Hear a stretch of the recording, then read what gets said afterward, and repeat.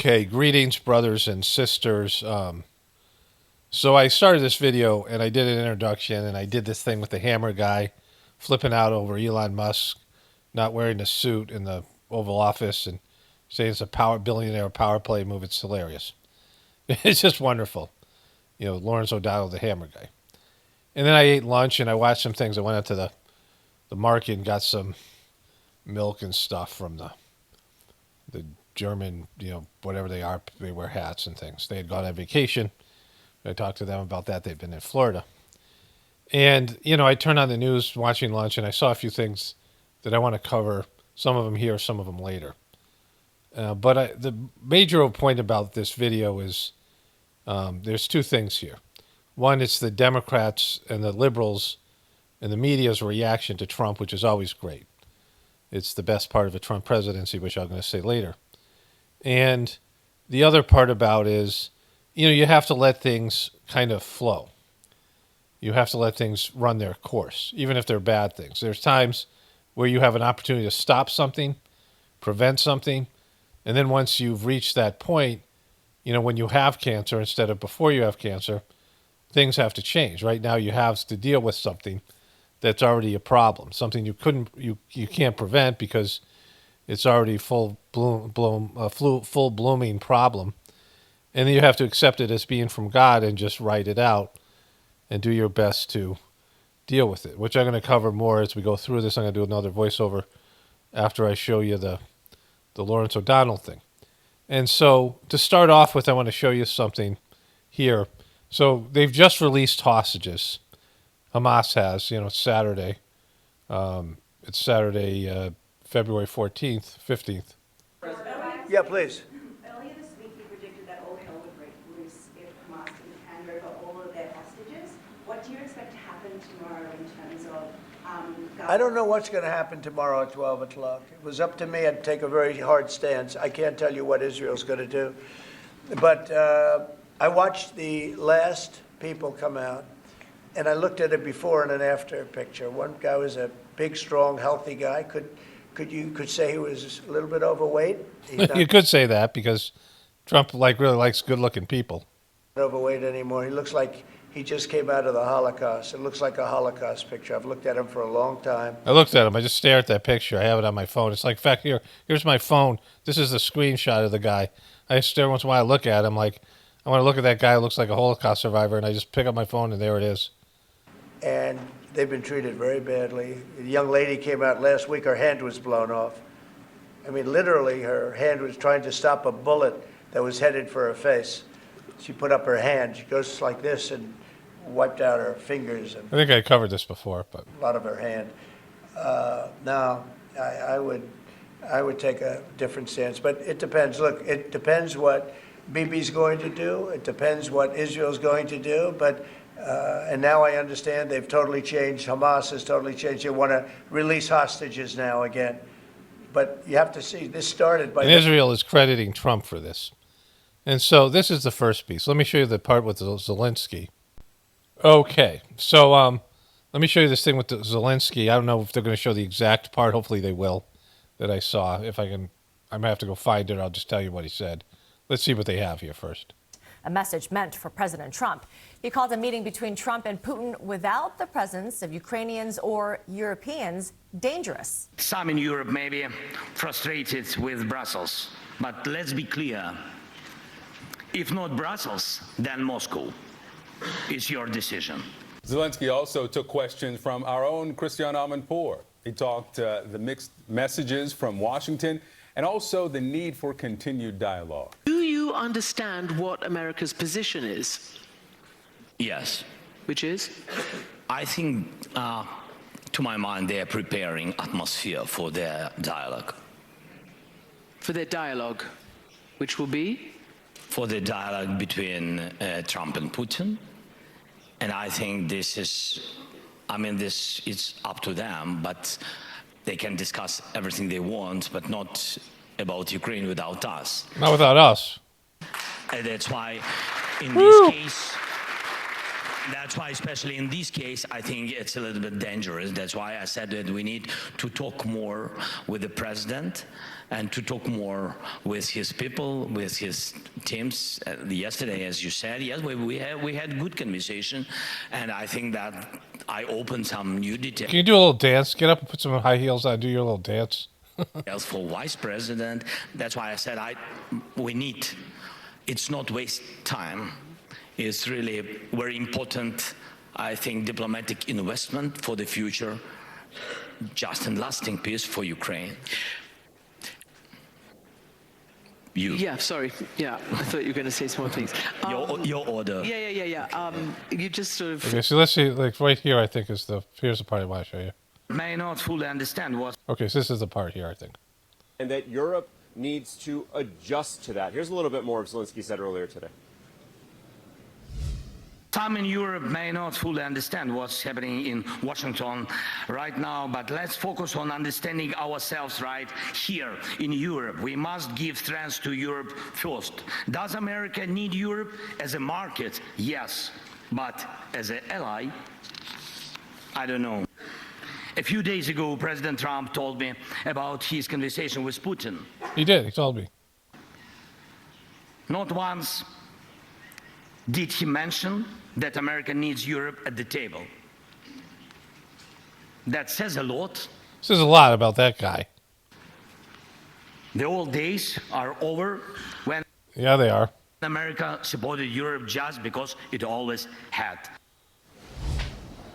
Okay, so there's more. Hopefully, they have the whole piece here.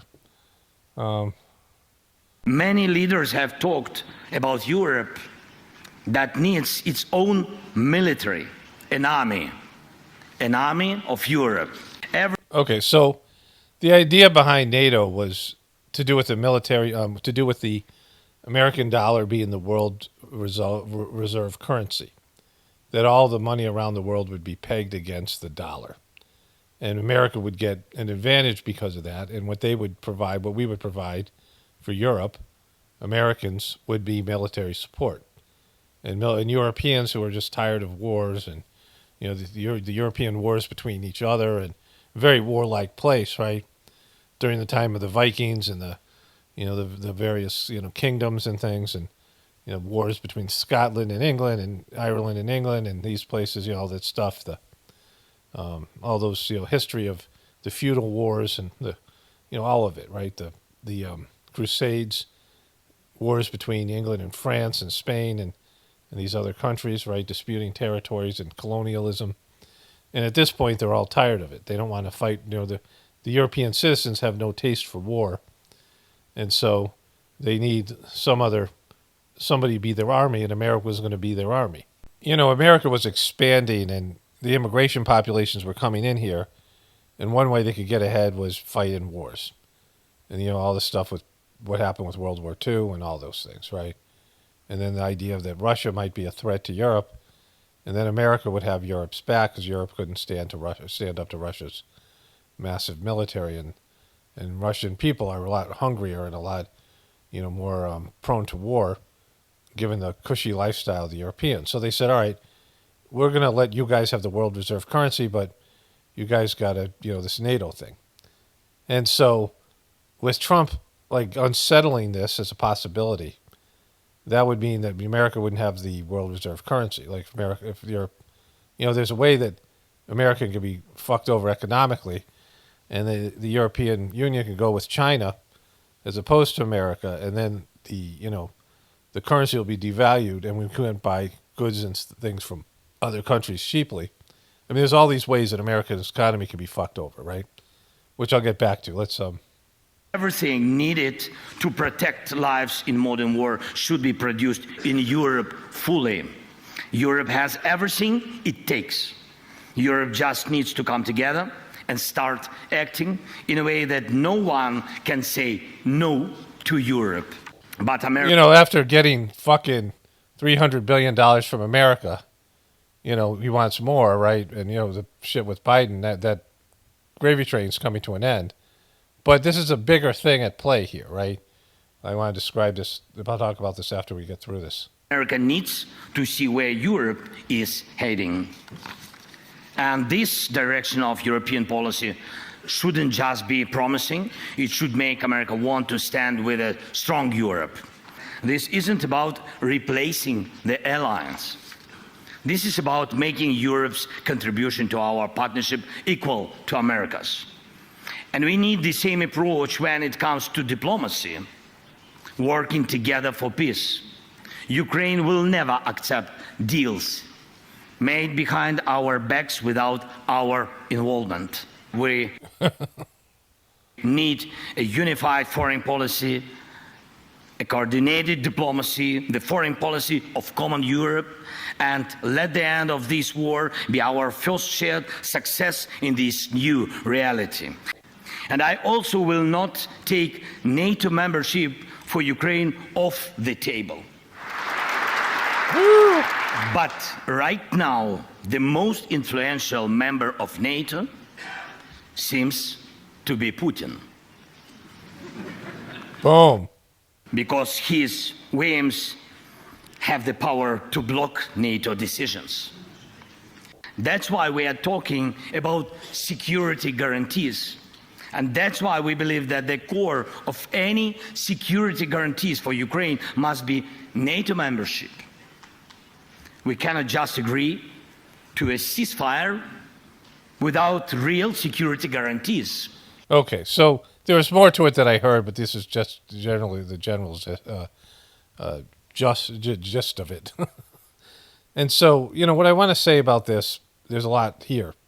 And it's going to be, amplified throughout the rest of the video, stuff that I've already made and things I'm going to do in the future here. But the first thing is, Trump isn't a half-measure guy, right? Trump is an all-or-nothing situation. Like, Trump either has to be the hero that the Trumpers believe he is and the hero that he says that he is, ordained by God, a transformational character like RFK Jr. said, that's going to make America great again and, bring in this golden era. Like, it's either that or he's going to bring the country down. There's no middle ground with this guy. Because the wide sweeping changes, these are just a couple examples of his policies. And although I agree with some of his policies and strongly disagree with other ones, they're all about change, right? And, in a dysfunctional system or family, when you have wide sweeping changes, a dysfunctional family can't take it. Now, there's things in place in your dysfunctional family or dysfunctional system, dysfunctional country, dysfunctional economy that's just limping along. And it can't take any of these wide sweeping changes, even if they're good ones. It just can't. Like, it just, it's already set in stone what it is, right? And the corruption and all the pieces that are there is, as cancerous as the system is, like, if you remove the cancer, like, the cancer, like, spreads because, like, pieces of it, and you don't get all of it, and it makes the whole system get contaminated with cancer, right? Like, you can't just cut off an arm or remove a tumor. You can't get the cancer out. It's like that from the Alien movie where they had that hand grabber, the Alien movies, where they have these, these initial creatures that pop out of the eggs, and the creature's blood is acid, so you can't cut the creature off or it'll kill the host. And you can't take the creature out of the host, and the creature sticks its it lays creates a creature inside the person's belly, right? And so, like, you've seen that Alien movies, and so, like, you're screwed. You can't get rid of this thing that's wrapped around the person's body, because it's it's embedded in its body. It's got its tail's wrapped around the person's neck, and if you cut the tail off, the acid will burn the hole through the person and kill them. And so you're screwed, right? This is like the cancer that takes over the host. And the cancer that's taken over our system, the greed, the corruption, the egoism, all of it. And so if you start trying to clean it up, you can clean up little bits and pieces of it, but for the most part, it's not really doable because of what I've said. So, Trump is either ordained by God or he's just bumbling around like he's always done, fucking things up and thinking he knows more than he does, and, just like stirring everything up in a system that's already on the brink of collapse. And, he's unsettling the cart, right, or whatever they call it. He's unsettling the whole thing. And there's just no, there's no getting around that, right? And there's no way to calculate what kind of damage or how this is all going to play out because nobody really knows how the system is hanging together. What agencies, in terms of the governmental agencies, what relationships, everyone's working together to perpetrate this crime on the people. All these world leaders are all, making bank and enslaving everybody else, wage slavery, and all the stuff that our system and technological slavery and addiction to our lifestyle that we all have.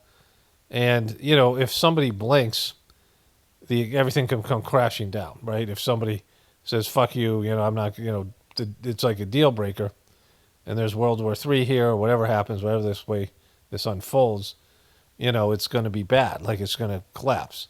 The system can't take something like that. And Trump's breaking the system, thinking that he's, the system is strong, and it's not, right? He doesn't have an understanding of it because he's not very curious or very thoughtful. And so, like, this is the inevitability of Trump.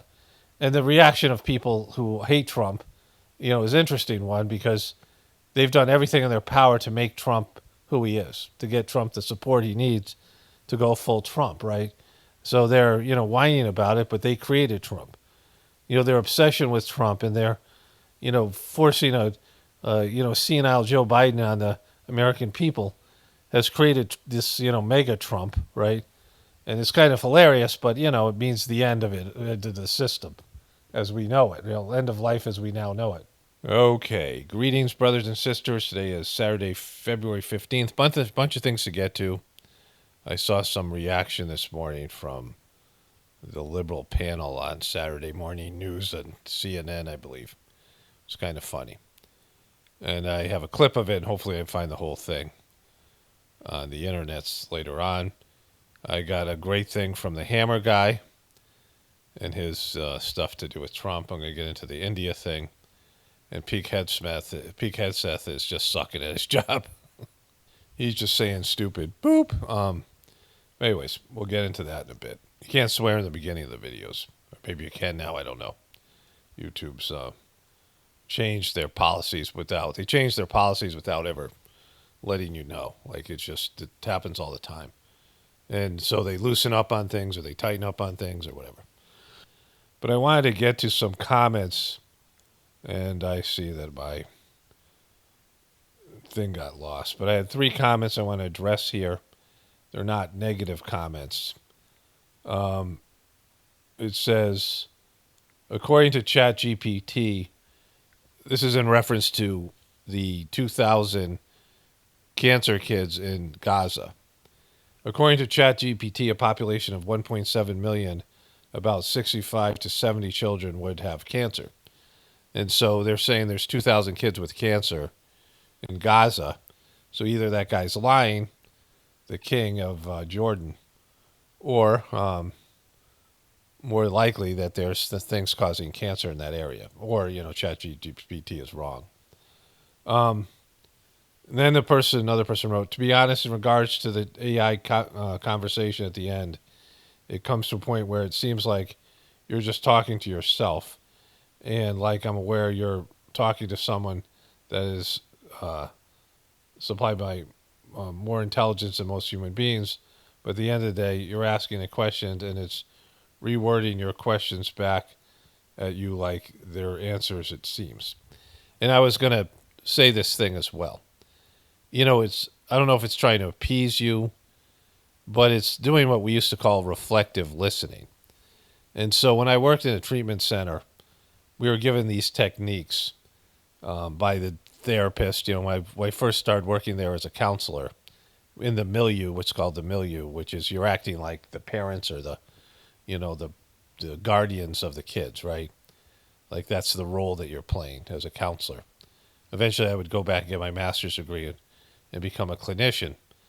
But one of the techniques they gave to de-escalate a kid who was going to need a restraint, was acting out, was that you would reflect back to them what they were saying. And so an example of this, the person would say, I'm mad at you, and you would say, I hear you saying that you're mad at me. And so people like to be heard. And I thought it was a goof at first. I thought it was stupid. But I started doing it, and it really worked, right? Just stating back whatever the person said. So you just said, you could just say something like, so you just said this. And, the kids would just like de-escalate. Like you would just repeat back what they said. And I felt like the chatbot was kind of doing this where, but it was agreeing with some of the things, at least stating them as facts. But it's rewording your questions, and some of my questions had statements in them. It's rewording my statements, but sort of making them more benign, like less, more acceptable. And so it's, again, it's there to kind of appease you, like in some way, like there's some element of that. And the next time I do with the chat GPT, hopefully I'll remember to point that out, because I felt that as well. Somebody wrote, Paul, have you seen Google Maps of the Gulf of in question marks? And there's a video that's either up today, I think I'm putting it up today, or I put up yesterday that had that in it. It's funny, somebody had left a comment, and I was already covering that in a video, like that day. I just finished the video, and then I went to read the comments, and someone had put that in there. It's now called the Gulf of America.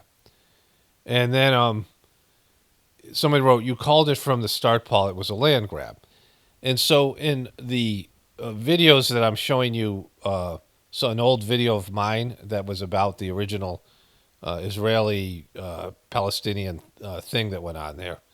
I don't want to call it a conflict, the invasion of Palestine. And my first video was entitled Land Grab. Like I said, this is going to be a land grab.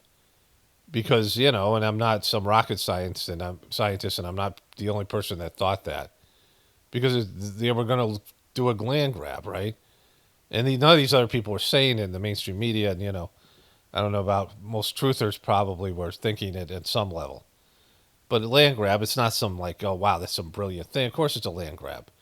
They want that fucking land, right?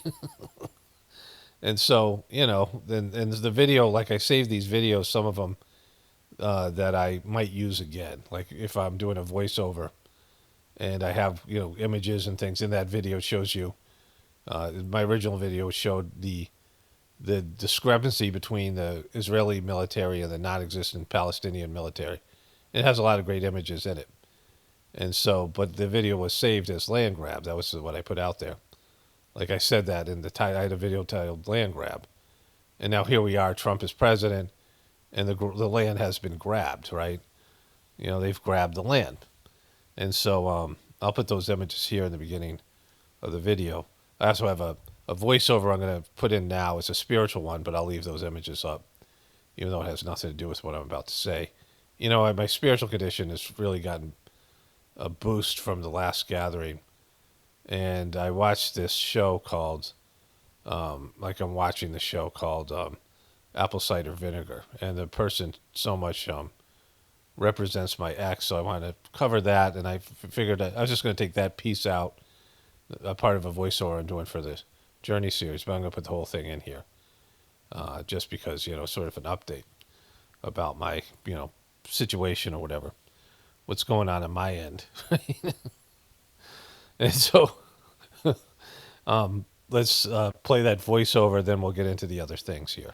Let me just say this too, because this is partly, I spent my morning doing this. There was a trailer called Bob, let me see what it is, Trevino. Bob Trevino Likes It.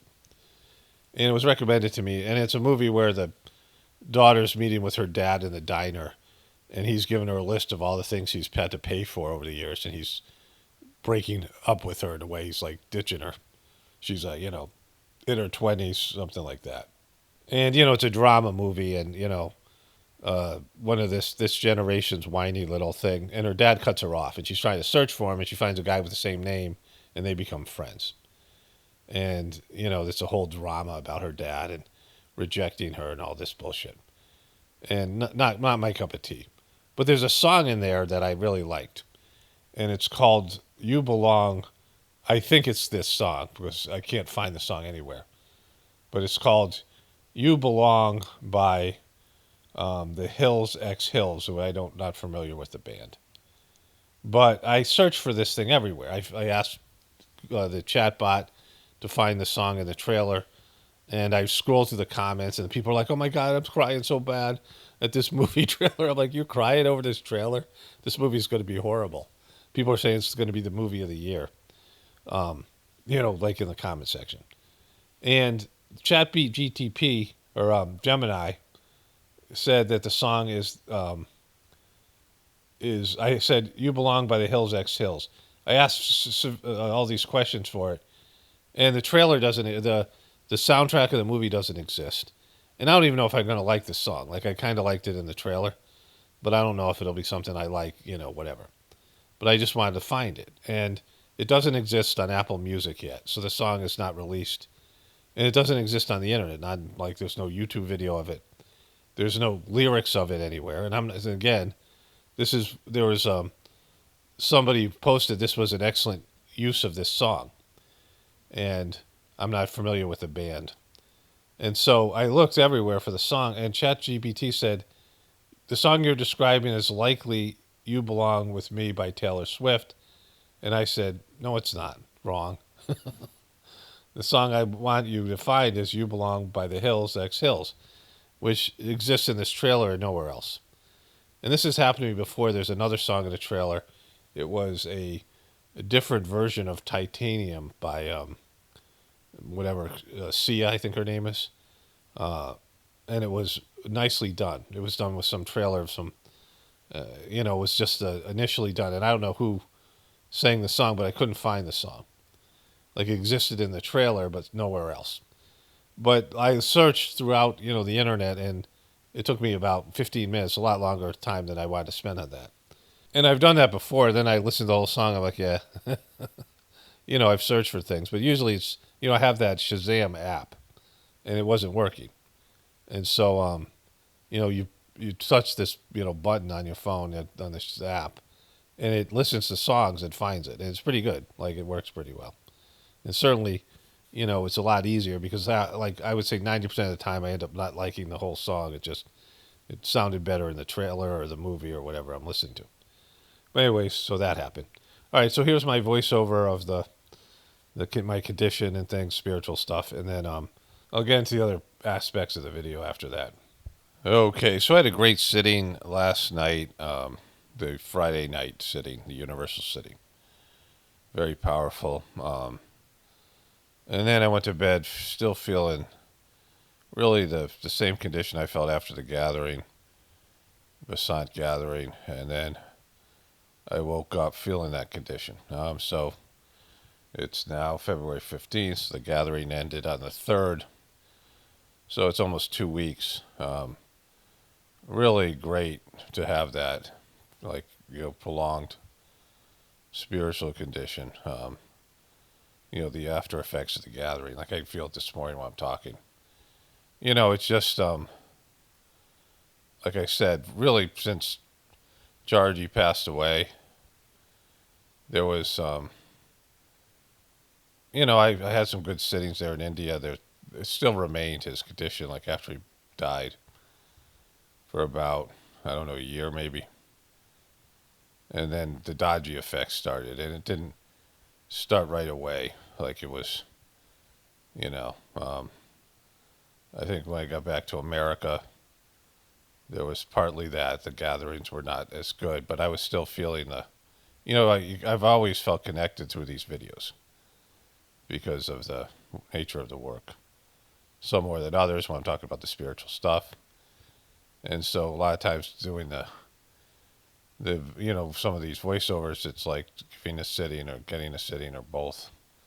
There's just a connection there. Like the energy is flowing. And then through the 9 p.m. prayer, I feel it quite a bit. But not like this in terms of the gathering. There was, like the gatherings were just different, and there was just no energy in the dodgy gatherings. So yeah, I just wanted to put this in here. I got 2 audio clips I'm going to put together and put a video up on the Gratefullness Meditation channel, and then this will also be the part of the Journey series. But, just great. Like, it's so really cold. and I got things of videos I'm putting up. I was dealing with some issues with the little pond I made the other day. For those of you watching, I mean, most of you are watching the other videos as well. And it's going to get down the teens, like 1 degree, one of these days. It's like the last cold spell in February, probably, where it gets really cold. It's been a really cold winter. And it was ice. There was some like freezing rain, and there's snow throughout the country. There's a lot of places that are getting, just whapped by bad weather. Snow. Not that it's bad weather, but it's just gray here and dingy all the time. So it's just a tough month, and I don't really feel that. Like there's a lot going on. There's, stuff, personal stuff, and then my wife going through the loss of a parent, and it's like I don't feel it like I do usually. How like depressing it is, the lack of sunlight. It was like a little bit sunny yesterday, but almost every day is just overcast. Just every year it's like this. And then, in March it starts to warm up and get better. And there's some good days and weeks in March, and then the spring kicks in, and then it's just like nice here. But, right now it's, cold and gray and, whatever. But like I'm stuck in the house most of the time. Like I'm not doing anything, and, I go out shopping like once or twice a week, depending on what it is. And so it's just that, and taking the dogs out for a walk. So it's, and there's projects I want to get done, things and whatever. But I've been doing this exercise too, and I think that's helped with everything. My heart rate has gotten better, like I'm in better shape. And like I reached a new level of like this exercise thing I do, and the walking, and the lifting weights thing. And I don't know how much that's playing a part of this, but really it's just the timing of the whole gatherings. And it's not been 2 years now since the Gratefullness meditation has become a thing, and it's progressed in the preceptor book and all that stuff. So anyways, today's Saturday, February 15th, and I think I already said that, but this is a good sign, and that the Gratefullness meditation, the energy is getting stronger, and I think it's in part because I'm just not thinking about Dodgy and the whole like I didn't look at the gathering at all. Just that one when that I had to get that clip from his kid, but I really didn't have to. I just did, because I've documented all those things because the Dodgy truther sent it to me. And what he sent me was like it was a small little thumbnail video, like it was 1/10 of the screen. I could barely see the guy, but I went and looked at the thing and the books, because I was interested in that Whispers thing. But that's the first time, and like it was the first time that there was a gathering, and I didn't look at it at all. I guess the last gathering was Dodgy's birthday. I didn't look at the thing when it was going on. Just focused on the Gratefullness meditation one. And I didn't have to, because I wasn't documenting anything, or, I wasn't like when he said that the thing was Chargy. And Chargy's birthday is going to come around, and he's going to celebrate it after saying he was going to combine them. And I don't have to that was just, that happened for 2 years, and then, there's no reason to look at it every year and say, hey, he lied about that, or he made up that Whispers message, because who gives a shit, right? And the people who are doing the meditation are still doing heartfulness, are doing heartfulness, and the rest of us are doing this. And it's not like it has to be something where, this is what I'm doing has any relationship with what he's doing. Like what we're doing with Gratefullness is independent of the heartfulness system. It is in a reaction to it.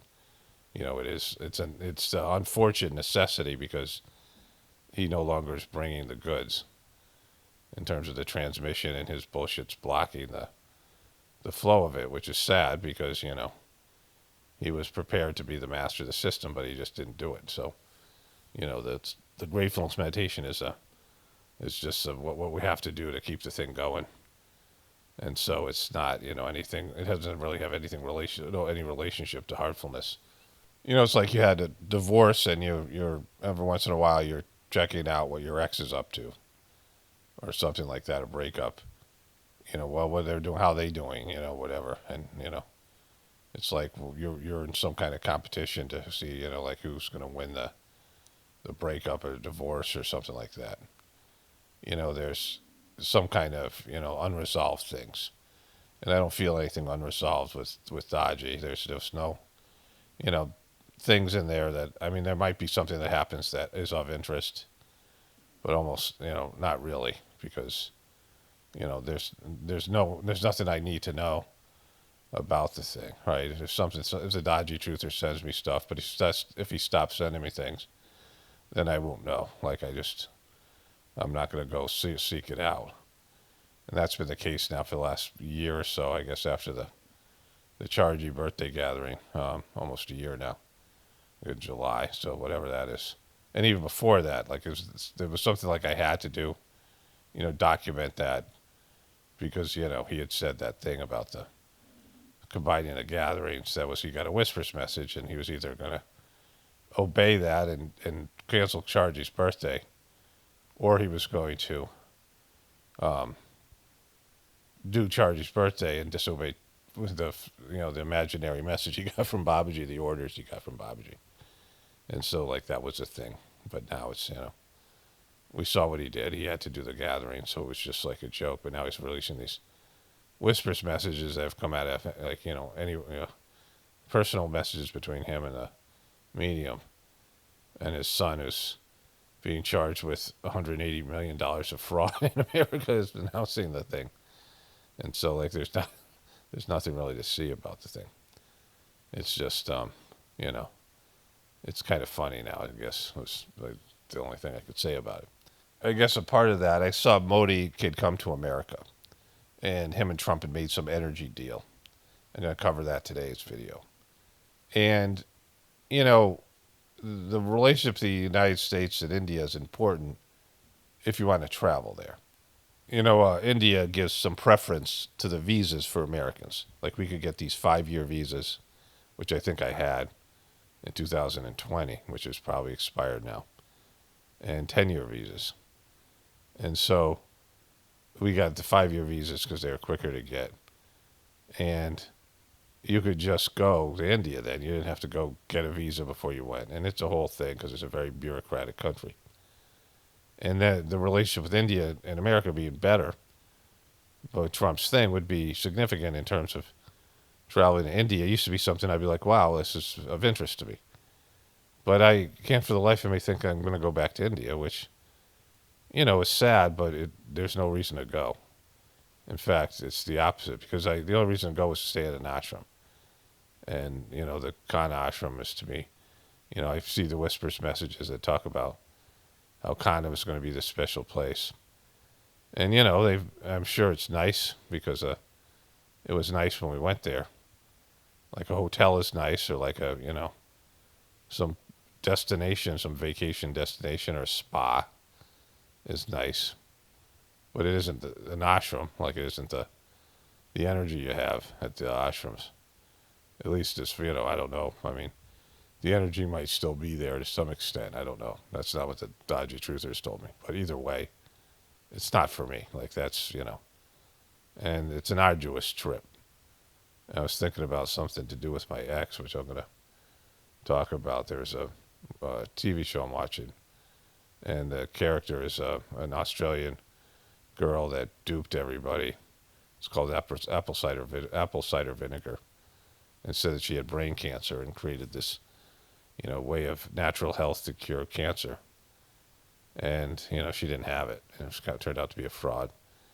And she's really manipulative and uses people, and it's, it's one of the characters I see that reminds me of my ex. And there's a scene where, in the beginning, where she's being interviewed by a damage control guy, and she says, any kind of psychological test I take, I'm an empath. And that reminded me of, I was going to India with my family, and we stopped in Dayton with this person we used to know. Was an abhyasi that came to us when we were preceptors, and she was an Ayurvedic doctor. She knew Ayurvedic medicine. And we were driving from Virginia to Dayton, Ohio, and then from Dayton, Ohio to Chicago. Then we had 20 hours of flights to like, Riyadh and Saudi Arabia, then to Chennai. And then, we'd be in airports and in the air for over 25, 24 hours, whatever it was, with 4 kids and tons of luggage. And I had to manage all that stuff, like more than anybody, whatever. I had to oversee it. And I get a migraine. And we're at this woman's house. And, my ex had so many health issues. And this, character in the show is using cancer, but not only cancer. She's learned as a little girl how to get sympathy for health issues and abuse, to claim abuse or whatever. Just like so similar to my ex.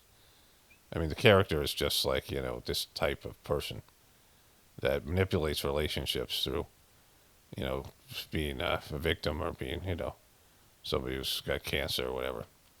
My ex was always sick and, always having some issue. And so none of the resources that we had and energy went into me. Like, it just wasn't. And I wasn't even like conscious of it because it was, and this poor guy that's with this woman, he's more like passive than I am, but he has to endure this shit. It's watching the guy. I'm like, it just so reminds me of what I had to go through. So, she, this doctor started to work on me to help me get rid of the headache. And I really needed to, driving through Chicago, which is a tough city, to the airport, and through this whole area from Ohio to Chicago, not a great drive. And then, it was like, say, 8 hours or whatever. 7 hours, something like long. Just the largest length that we could have with the kids. They would start falling apart after about 8 hours. Driving to the airport and then getting there and dealing with the luggage we had. We had 50 pounds of luggage, like 2 bags each. And and then carry-ons. So we had a ton of shit to drop off and take. We were taking as much as we could, homeschooling stuff and all the stuff that we needed, like kitchen stuff. And like we were going to be there for a while. And so we had all these things. And, we had to go through all that stuff. And having a headache and doing that, having a migraine would be a nightmare. And so the woman's working on me. And the headache disappears. And my ex goes, "Oh, my God, I'm getting the headache. I'm such an empath, and now the headache's coming to me." And immediately all the resources went into her. And, like she's trying to say she's got my headache because she's such an empath that, like, when the headache left, it went to me.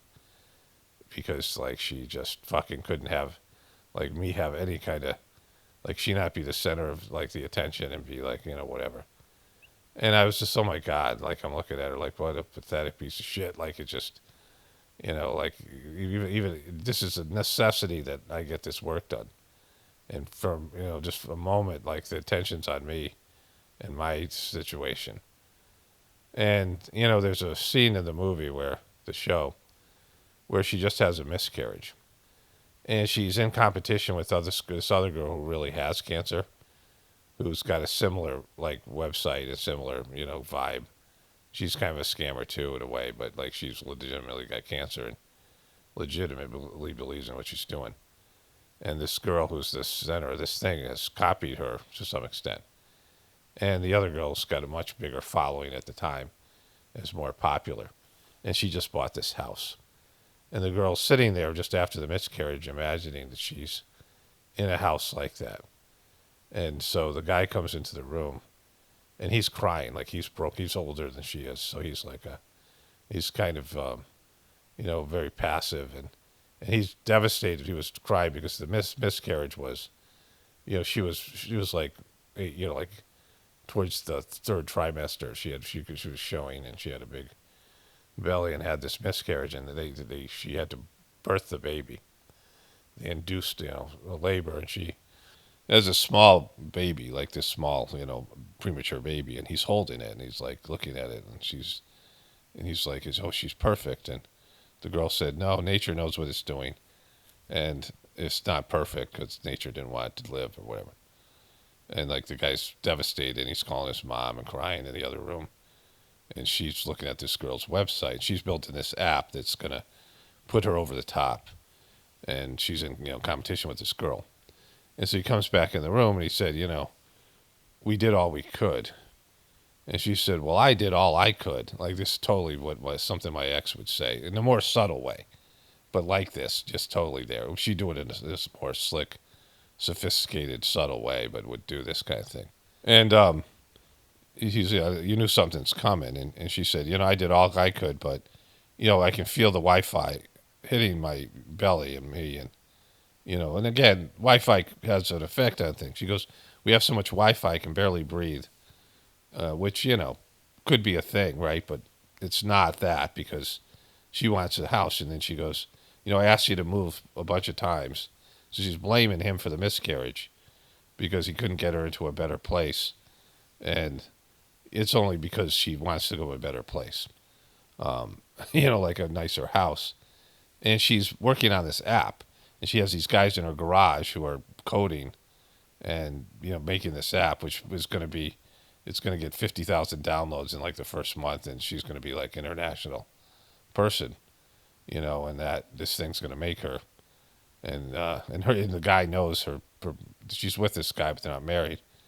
And he knows that she's faking the cancer. And he's like, maybe we should back off the cancer part or whatever, because he knows she's faking it, right? But he can't tell her, because if he did, she'd melt down. And there's a girl describing her in the beginning, one of her former business managers, because they go back and forth in timelines. And she describes her and how she uses people. And she could see her coming on to this guy sexually who's like a damage control guy. And they get drunk and snort coke. And her husband, or guy that she's with, is just sort of being cucked and taking care of the kid while this is going on. When she parties with this guy and flirts with him so she can win him over and use him, the way she uses people. And the way the whole thing goes, it's over the top because they want you to see it. The manipulation, like, it's not so subtle as it would be. But my ex was like, more subtle, but did the same thing, like same kind of personality type, same kind of victim consciousness. And it's hard to watch the whole thing in that sense, right? Because of the, just having gone through it, right? And seeing it. And so I looked up the woman who it was a real life based on, and all of her stuff is gone, except for a 60 minutes interview in Australia. And she's more subtle, and she actually looks more like my ex, like the same sort of type, than this girl in the actress. So like the actress is, more over the top, right? The girl in real life, she's in the 60 minutes interview, and she's still lying, like she's been caught, like it's been exposed that she didn't have cancer. She says she has, like stage 4 brain cancer, has weeks to live, and then she started eating all this healthy food, cured herself, which, and all this stuff, like there's this, the way the show is kind of demonizing all this natural health and these things that people do and how it can't work. But chemotherapy, they have all these people in the show, and chemotherapy isn't working either, right? And so, it's like there's a doctor says, I hate these people, this is an Australian doctor who's a cancer doctor, an oncologist, and they're so hateful towards this other alternative stuff. But nothing works for cancer. Like, there are people who find alternative methods, but nothing really works. Like, sometimes the chemotherapy works, but it's like the person's, very seldom you see somebody get, with all these late stage cancers, a full recovery or whatever it is, right?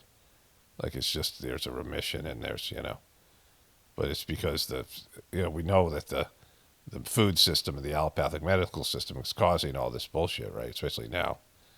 And so they're trying to make it like this stuff is bad because this girl lied, and some of the stuff that she wants people to do is good for you. And there's alternative methodologies. But, it's like when you're at stage 4 cancer, you can't do that. But she's, faking it. So it's like a whole thing. But there's a scene where they're showing all the conspiracy theorists and, they show false flags and a bunch of things, like these little headlines.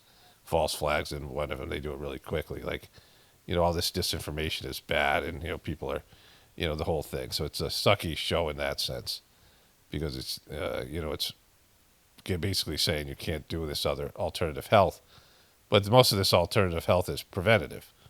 And had these cancer people done this ahead of time, instead of their, whatever they were doing with their diet and their, whatever, but, in their environment, which is what's causing it, the negativity and the cancer, the carcinogens in the, foods and the environment, things like that. But anyways, seeing that like is a whole thing, like seeing, I mean, it's been so many years now. It's been 2018 when we got divorced, and 2015 when we were separated. So it's been 10 years. And so, like, it's just, I feel not connected to it, right? I mean, my kids and the whole thing, and, that whole part of my, my life is basically ended. Like, my family was so much at centerpiece of my existence. And my kids are all grown, and we're basically estranged. And, my last son is, moving out at some point in there, probably next year or something. And, and even with that, like, we don't have much interaction. We get along, but there's no, we don't have a lot of, time that we do things together. And, that whole thing. And now with the dodgy, the whole thing with heartfulness, like that whole part of my life, it's 10 years removed, and it was, there were some things that had to be resolved in this 10-year period. And of course I was there in India with, the dodgy stuff when it was happening. But when I moved back to America, and then, those people I have, like, I wasn't friends with those people, but they were part of an organization that was at the center of my existence. The people who do heartfulness, whatever it is. And, we used to see each other at these gatherings, and there was an intimacy that we shared because of your heart opens up at these spiritual gatherings. And, the time I spent there, the sittings and things, and, the stuff that we did collectively as a group to participate in these gatherings and things for years, 20 years of my life. And then my family being a part of that, extension of that. And then that just all crapping out, like in 2015, like it all went south. And dodgy, started to be like a total piece of shit. And, my ex, like, it just, like, I mean, it was not sustainable, the family relationship, because she was completely broken and the whole thing. And then the kids all, didn't want any part of the, they wanted to go do their own thing, which is, understandable. But the plan was to have an intergenerational family farm. So there would be kids and grandkids, and, the whole family we'd have separate houses on a big piece of land, a farm land, there'd be joint activity, growing a lot of food, doing those things. It was a good idea, but there was no way it was going to happen. Like, it was doomed. Like, there's just no chance. But I didn't know that. Like, there was always a chance until there wasn't. In 2014 and 15, I was, pretty sure this was, I knew it was not going to work out. And then having to reinvent all that stuff and create a new life, which is now a completely separate life. The YouTube channel took off then. And then, of course, remarrying, and just like everything's different. And so there's no India anymore. There's no ashrams. There's no family stuff. There's none of this stuff. And, it was painful at the beginning, and I've documented that earlier in the Journey series and some of my whatever. But now it's just like looking at the stuff like a fading memory. Like, there's just not there's no emotional attachment to it, right? There's no, I don't feel anything towards it. I mean, in the sense that people say time heals all wounds. And, in the Sajmark system, the cleaning that works and just whatever. And then, you have to start over and do something. Like, it's just, my brother said there was a guy when he was in Vietnam who was a Buddhist priest or something. And he would build this shrine, him, my brother and his platoon or whatever, were like, you're on this hill or something. And then at the bottom of the hill, this guy was building this shrine. And they couldn't allow it to exist because, it would give cover to potential enemies like Viet Cong. And so they would blow the shit out of it. Like, he would build the thing in the day, and they would blow it up at night, and he would rebuild it the next day. And this went on for like months, like just, this futility, this act of futility. But they never saw the guy. But he was just, for some reason, this spot had to have a shrine on it. And he just kept on doing it, right? And it's this, act of like, it was until the, Americans left, and then he could build it and it would stay, so. But he was compelled to do this thing, just. but you experience a sense of loss, death. Something ends. You have to, you retire. Like just your health as you get older. I mean, like everybody. I've reached the age where, I'm not dying. Like we're all dying in the sense of dying. I'm not terminal or anything.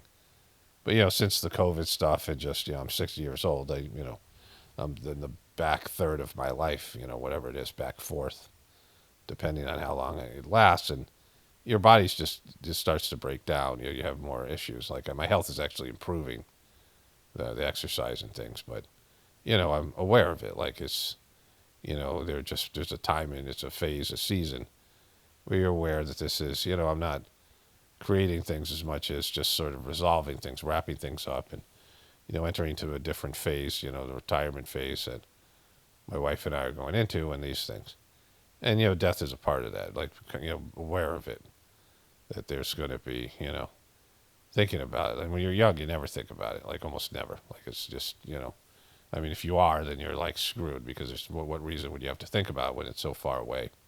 Once in a while, like something happens, you almost get into a car accident, or you're in a plane and the thing feels like it might not make it or something, right?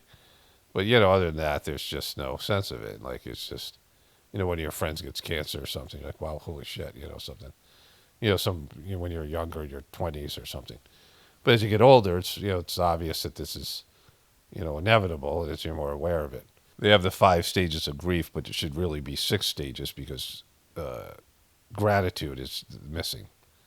Like ultimately, you're grateful for it, and death at some point you're like grateful to leave. Like you just, I just don't want to do this anymore, and that's like, people who are scared of death and who are not prepared and don't have a connection to the divinity within them. It's a lot harder. But in that, you have the death of things. You have the death of dreams. You have the death of, like your youth. Things you were going to accomplish. Things, people, relationships, institutions. Things collapse. Things fall. Things disappear. You have things that you like, and things that are part of your life, and then they, restaurants close and businesses close, and people move away, and like things like that. And you have. You have your parent, and then you have like the empty nest syndrome as your kids leave and things, like, and then what do you do then, right? Because so much of your energy went into your kids, and like there's all that stuff, and you have these phases in the end, and and then there's some sense of loss and some sense that something's missing. Pets die, for example, things like that. Something that was a part of your life, and I mean, pets are a tough one, especially like dogs. I mean, cats as well, but I mean dogs, whatever pets people have. And there's some sense of a relationship there, and then, all of a sudden it's gone. And then you have to, mourn, and there's some sense of loss and some, thing you go through. And then there's just the memory of it. And it's like, well, that was, it was like the energy, the emotional charge, the feeling sad or angry or any of these things disappears. And then you're like, it's just something that happened, like, and it's a fading memory. Like you don't think about it as much, and you don't attend to it, and so like parts of the memory disappear. It's no longer as vivid, especially if it's like a whole time period of, day-to-day things, right?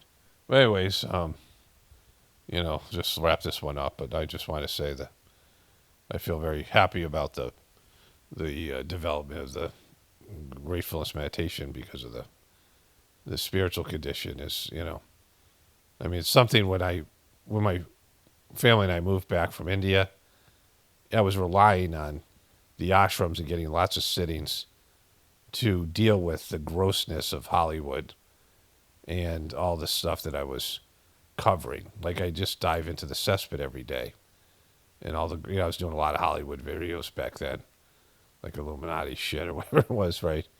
And then, I mean, the stuff with Trump is gross, and it's just heavy, and there's like a lot of stuff. I mean, just like not only things he's doing, but all the stuff that, the years and years of stuff that's going on, like with Gaza and the, all these things, right? The battle and the politics and the division in the country and the chaos and all of it, now, but I've like learned to deal with it. Like I didn't know how I was going to deal with it when I got back to America, which is you know, the ashrams were so, you know, sublime, and my ability to connect with the divinity within me.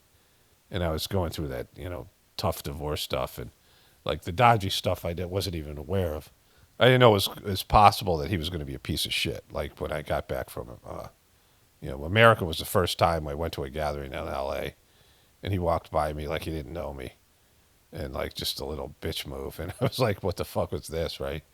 And that was the first time I realized like he was kind of a punk or whatever, like just not a, you know, not even a man, never mind a spiritual master. Like he had taken my ex's side in the divorce, and whatever reason he had, some petty little reason.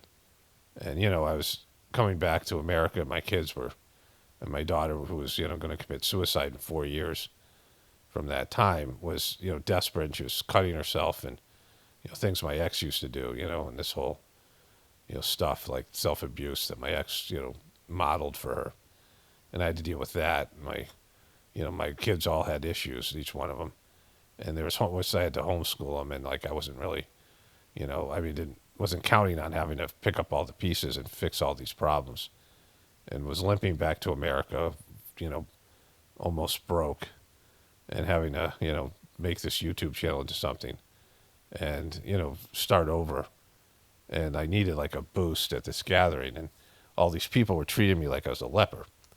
Like Dodgy had talked shit about me, and he was like, you know, blew me off, and, you know, and I was like, oh my God, this guy's like, this is not never mind a master. This isn't like even a man, right? Like it's like some little gossipy little bitch, right? You know, so, and that was that stung quite a bit. And, you know, like all the shit that I was going through, the chaos of all those things. And, you know, there's just going to be lots of things, but it's all, you know, it's all done now. Like you know, I can talk about without feeling anything about it. You know, it's just what happened, right? It sucked, but, you know, it's something that's, you know, it's like I said, a fading memory. So anyways, you know, like that's, I guess, a positive way to look at things. You know, everything becomes less charged over time. Things that used to be so horrible and devastating, and, you know, a slap in the face or whatever, you know, something that sent a shock through my system. You know, the charge is taken out of it, and that's one of the beauties of the Saj bar cleaning aspect of the system, but just time in general, because, you know, like they said, time heals all wounds. Okay, before we get into the other stuff, here's just a little update on my pond. The next night here, there's the big fish down there, the orange one going under the rock there. And the fish come out at night here more than any other time. So the pond's stabilized now. It's not so cold tonight. And crisis averted. There's the waterfall.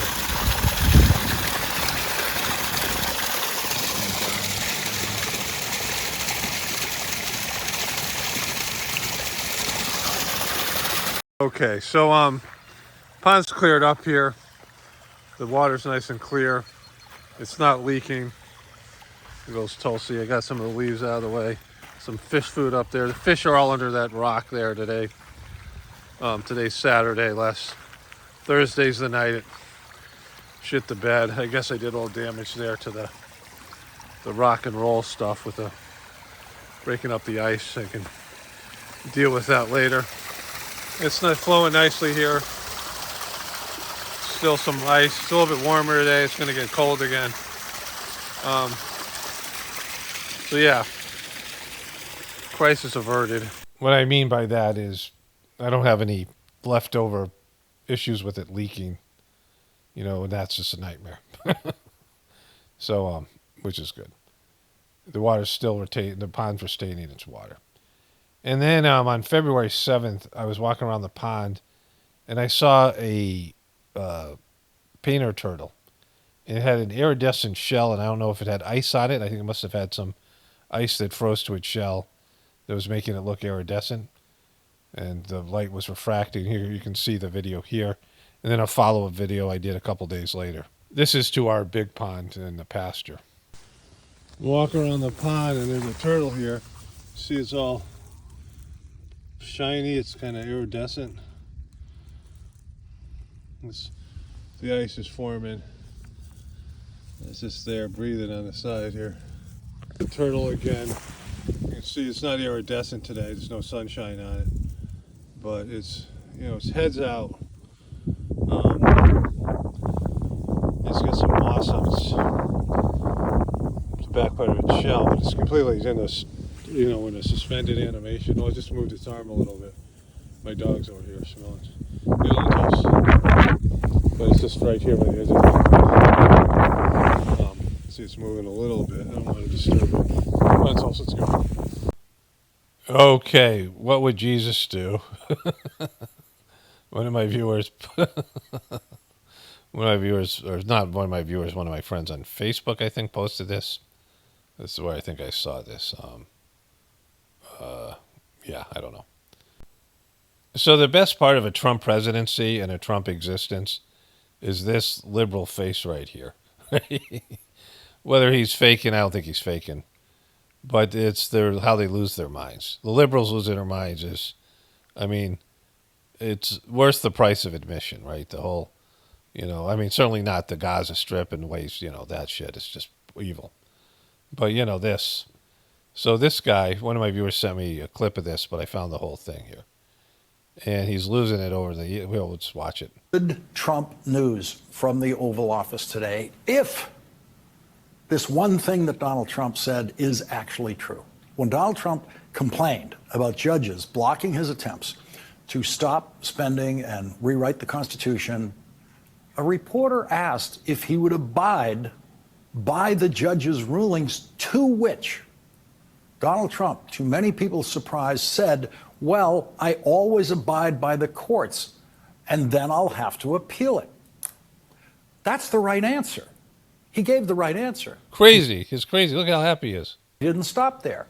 He went on to say, the answer is, I always abide by the courts, always abide by them, and will appeal, but appeals take a long time. And that's the right answer. We can only hope that it is true. But if it is true, some of the all of a sudden you believe what he says. Talk you've been hearing about constitutional crisis has been premature, which is why I have not yet entertained the discussion of constitutional crisis on this program. If Donald Trump does actually defy a court ruling, then we will cover it then. But as way to go! It's surprising, because your whole show is about speculation of Trump doomsday. But this is, it's not going to last, though. Here it comes. Now, he's actually saying that he will always abide by court rulings. He could have given a more Trumpian answer like, well, we'll see, but he didn't. And that's it for the good news today. A king visited the Oval Office today, a real king, by which I mean a king who actually governs his country, unlike English kings who can't even govern their families. King Abdullah, well, really? Jordan, had to sit in the Oval Office and listen to the absurdity of Donald Trump saying that he would take Gaza. King Abdullah knows that Donald Trump will not take Gaza. King Abdullah knows that everything Donald Trump said today about Gaza will not happen. Donald Trump will not. Well, don't be so fast. Take Gaza. He will not take Canada. He will not take Greenland, and he will not take Panama. That is the nonsense that Donald Trump throws out there to try to distract the news media from what he really is doing, which includes literally taking food away from starving babies, from starving children, starving grandparents. And the person who is helping him do that stood over Donald Trump in the White House today, thereby delivering a picture of presidential subservience, the likes of which we have never seen. The most powerless image. You gotta see the image. It's what he's going to show of a president of the United States ever created by a camera. Like, look at, he's bringing it. He's really bringing this, right? The Hammer guy's fucking bringing this. I'm not going to show you the Hammer guy meme because it's going to be a long video, and you guys seen it probably enough. But he's bringing this, like he's going in on this. He's pushing his chips on the table. There it is. In that shot, Elon Musk is doing everything he possibly can to tell the world, without saying a word, that Donald Trump is not the boss of me. Donald Trump is the boss of the other adults in that shot, Stephen Miller and Will Scharf, and that's why they are following Donald Trump's lead on the dress code for the Oval Office, which is the same dress code that has existed for every previous president. Elon Musk owns suits and ties. We've seen him wearing them. But today he decided to do the billionaire You mean Fetterman? You guys, did you cover this with Fetterman? thing. I met my first billionaire 25 years ago in Hollywood. It was at a fairly small reception in a private home during the Democratic National Convention in Los Angeles. I was wearing a suit and tie, as was every visitor from Washington in the room. The editor of Time magazine was one notch more casual, wearing a blue blazer and gray slacks and a necktie. The show business billionaire was wearing a T-shirt. Fuck you. No way. Are you shitting me? Everyone knew that he was the richest person in the room, and he knew they knew. And that, Okay, so that's what I wear pretty much every day. And and so it's silly, you know. I mean, it's just, so you're saying when you become a billionaire, you can dress like a slob again? Like you go and you're kind of an underachiever, and you go and you dress, you know, casually because you're underachiever. No one expects anything from you. All of us underachievers. We, you know, from homeless people who I call entrepreneurs to, you know, people who are just barely getting by, college, you know, kids, whatever. You get to dress very casually, and then you start making your way through the beastly system upwards into where you're semi-famous, you know, some, you know, mid-level dick like this guy. And you have to wear, then you have to wear more and more formal attire.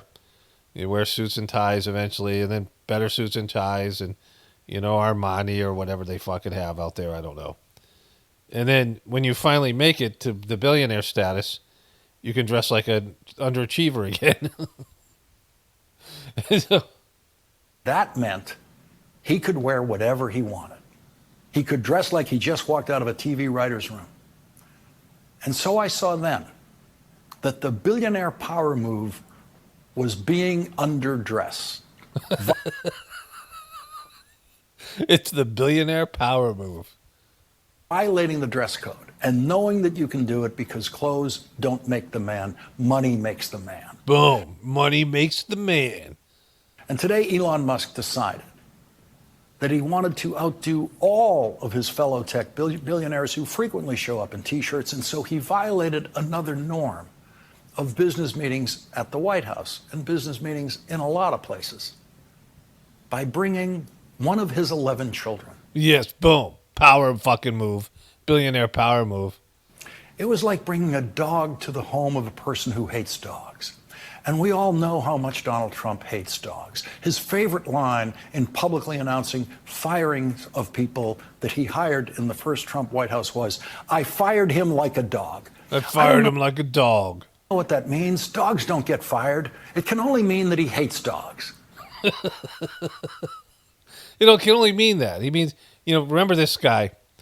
So Nancy Pelosi said she wanted to punch Donald Trump in the face in January 6th, right? And so he used her line of saying she wanted to punch Donald Trump when her husband was assaulted by a 6'4" lover and a hammer, which was, this is why I call him the hammer guy, because then he has this whole thing with the hammer.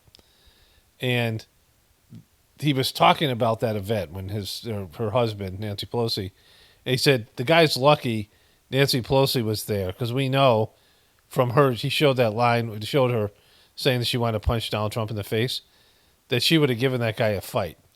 You know, Nancy Pelosi, this, you know, what did I call her?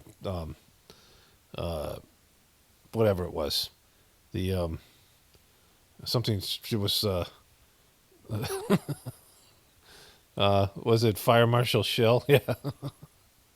I had a whole Fire Marshal Shill thing I did with her.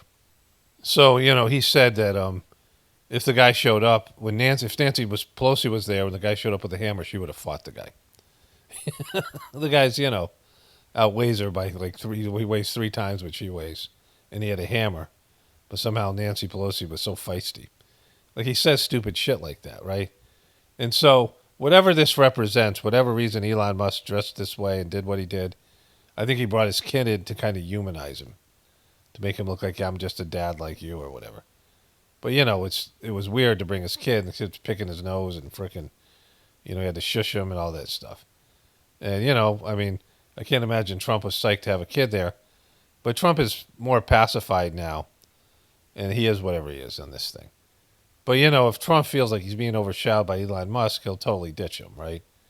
Elon Musk paid $280 million to be able to gut the government and do whatever he's doing, you know, still receiving his whatever he's receiving. But this guy's overreach. You know, they talk about, they call us conspiracy theorists, and this overreach about billionaires dressing like that, it's a power move. Well, like, you don't have to do that. Like, you know, you don't have to wear the suit and tie. I mean, we see this with Fetterman. He's not a billionaire power move. He's brain damaged, right? So Donald Trump had no trouble remembering the name of Elon Musk's child because it's the shortest name he's ever heard. Hello. Nice meeting you again. Coming often? X, are you okay?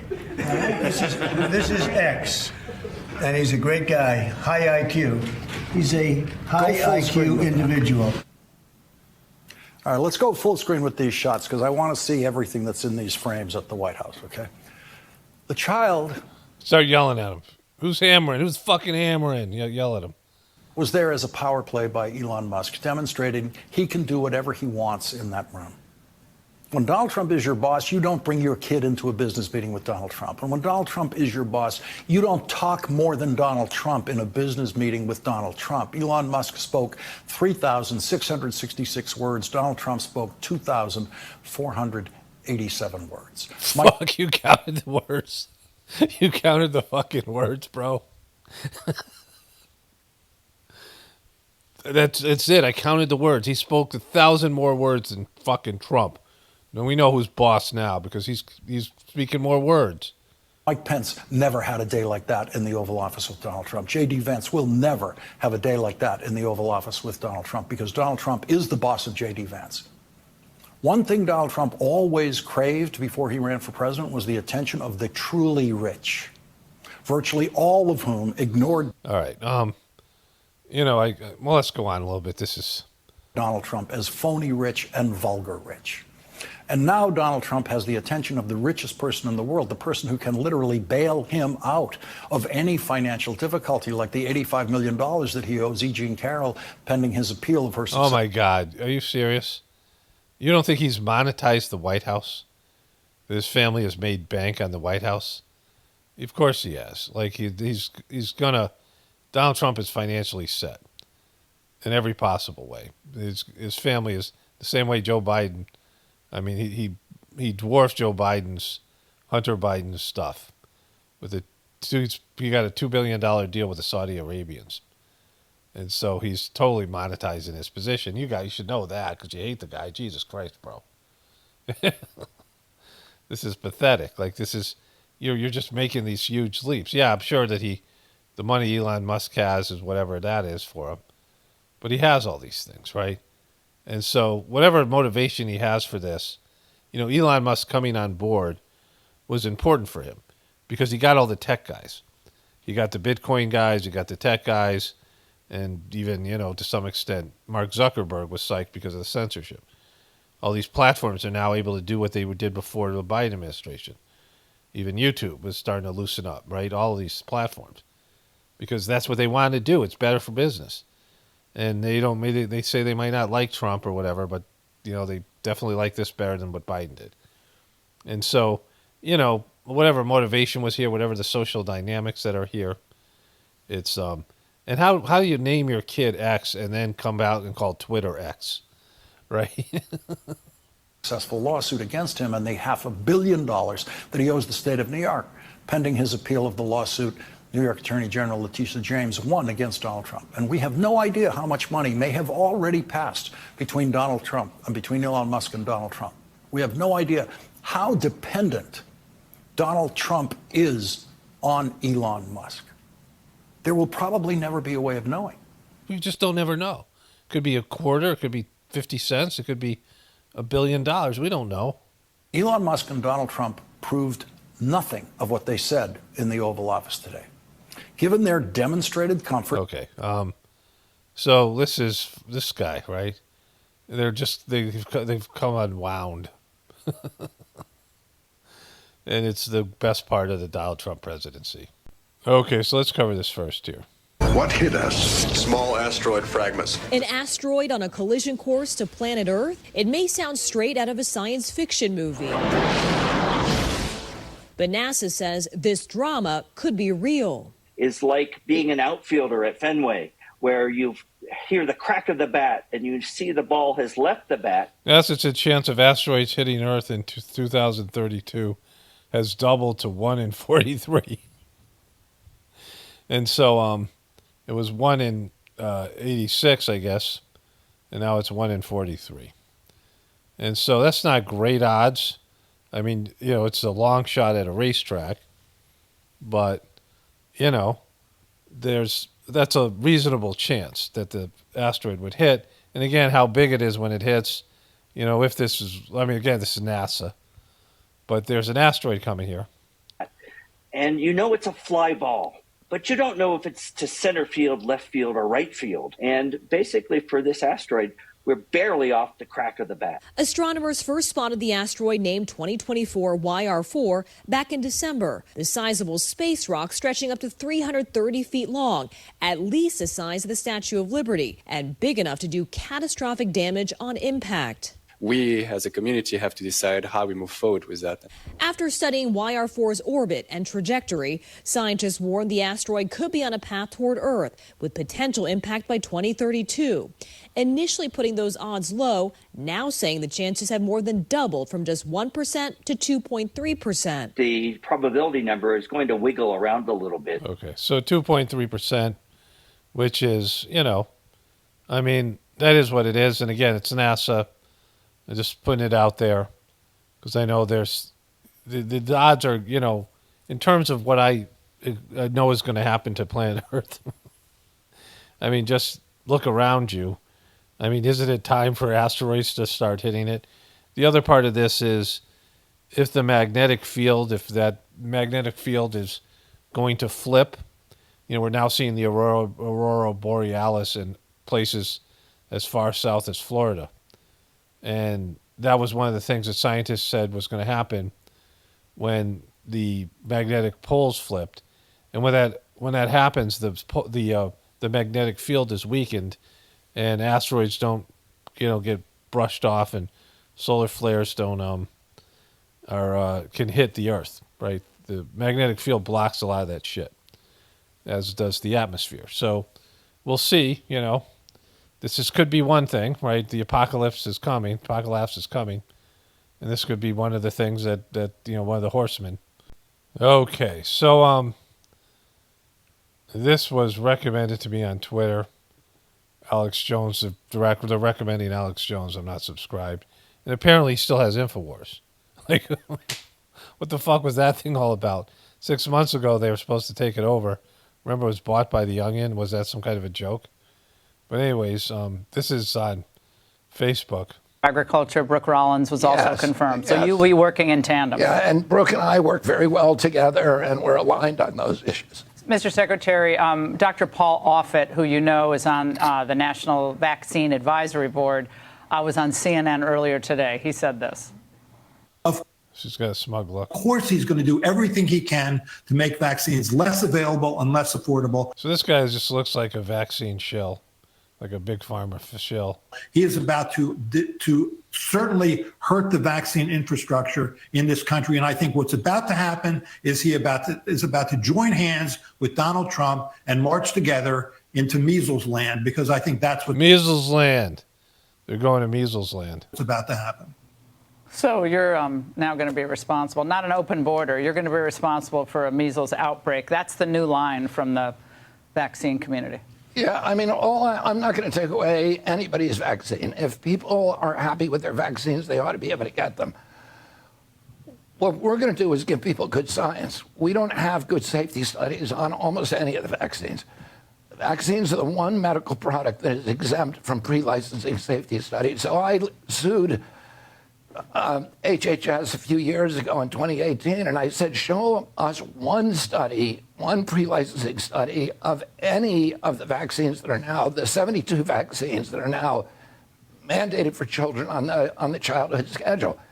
And after a year of sandbagging, HHS came to the courthouse and handed us a letter and saying, yeah, there are no studies.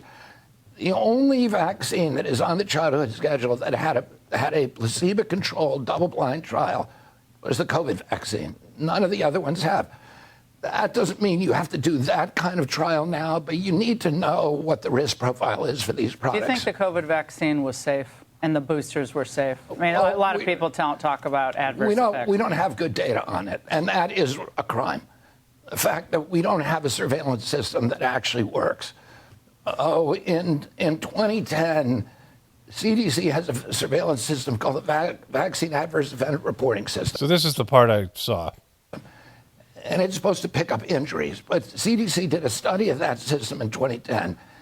And that study said, and this is a published study by CDC, that it captures less than 1% of the vaccine injuries. That's inexcusable. Congress has repeatedly, and the Institute of Medicine, the National Academy of Sciences, have repeatedly ordered CDC to put together a better vaccine. Will you require it? And we will do that right away. Okay, so that's going to be whatever it is. Like these things that he's saying he may or may not do. He may or may be blocked by corporations and things. And so I was watching this show on CNN. It's called The Table of Five. And you search for it, and it barely exists. It's called Saturday Table of Five or whatever. And it's five people. You know, it's kind of like the five on Fox News, but it's a tables involved. And they were talking about how they agreed with RFK Jr. There's like one comedian, Larry Wilmore, used to be on, he may still be on The Daily Show. And a few other people I didn't know. And they were all kind of saying that he gets the problem right. And there's a real food problem. And they said kind of what I said, you know, the corporations aren't going to let him do anything. And but he's the worst guy. And I got a clip of it. I wish I had copied the whole thing. I didn't think, sometimes I don't think some things through, or I just recorded it. Had I done that, then I could have came back and got it off the TV. But either way, I got the end of it. And here's what they said. Even more because of their husbands, not because of anything necessarily that they did, but look at this happy woman liberal here. Mrs. Frowny Face. It's because of their husbands. And I think that's what we're seeing. But I think that this RFK, this is a good effort. We don't know what he's going to do. I'm not as concerned that he's going to do things around the vaccine, because at the end of the day, Operation Warp Speed, despite what conservatives may say, that was Donald Trump's thing. Okay, so I agree with this dude.